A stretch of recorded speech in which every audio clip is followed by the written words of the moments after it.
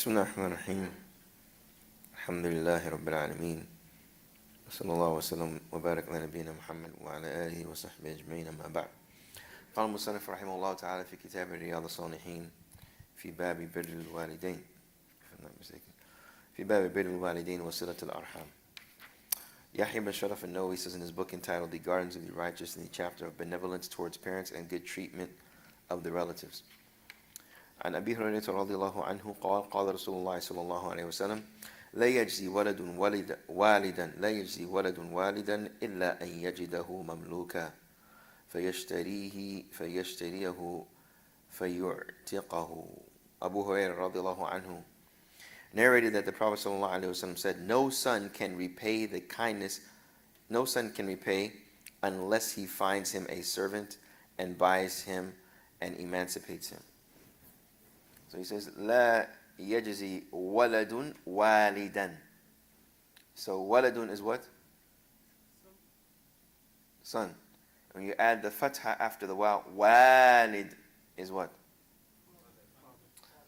Father. Right. So the Prophet ﷺ said, there's no, and yajzi is to give back or to give any jaza, reward. So the Prophet ﷺ say the son basically cannot repay the father. Right? And that's why I was translating, no son can repay the kindness shown by his father unless he finds him as a servant and buys him and emancipates him. Unless he finds him as a servant, buys him, and emancipates him. So here it's showing that the importance of what? Until I just did it. Of who? The father.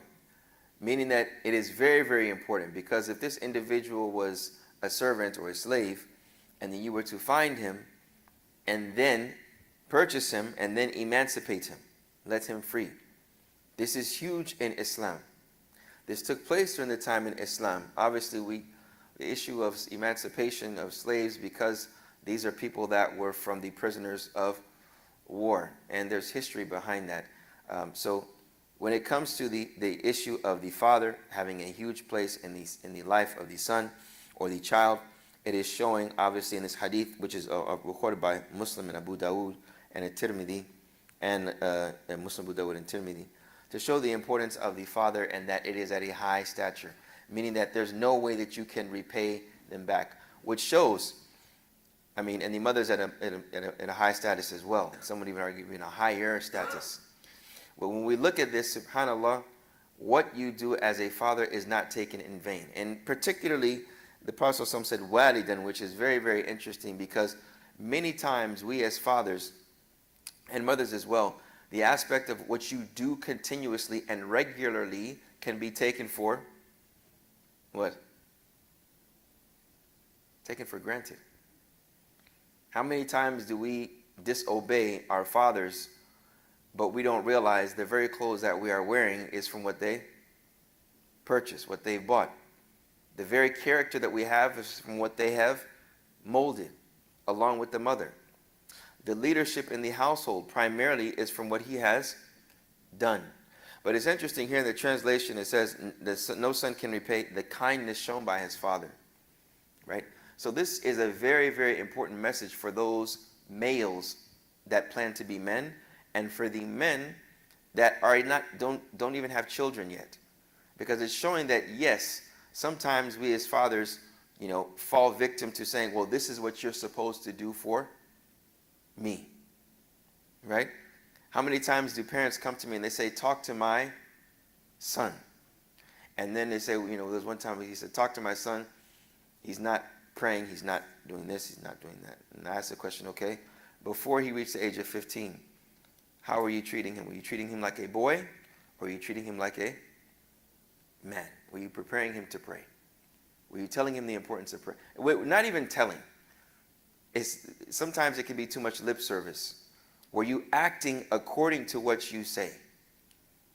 Did he see an example? As I say, for boys have to see men in order to be men.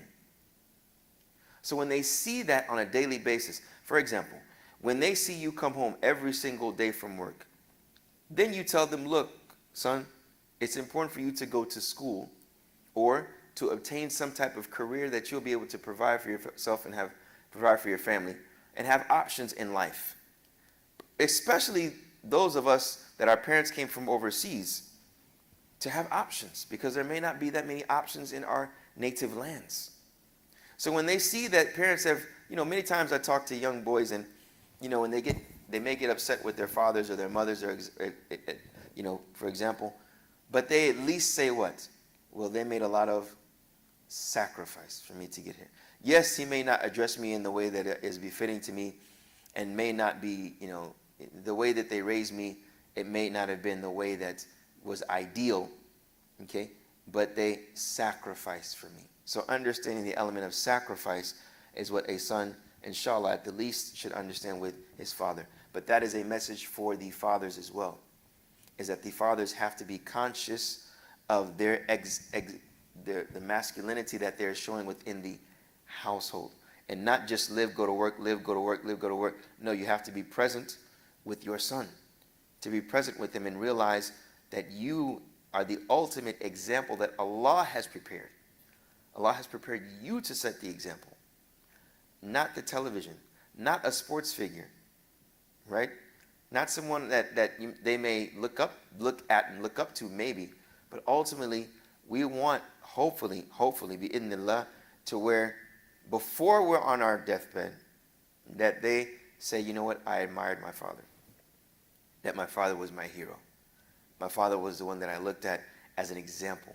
My father was the one that, I may not have had enough courage to talk to him, or I did have enough courage to talk to him, and I consulted him on major matters, right?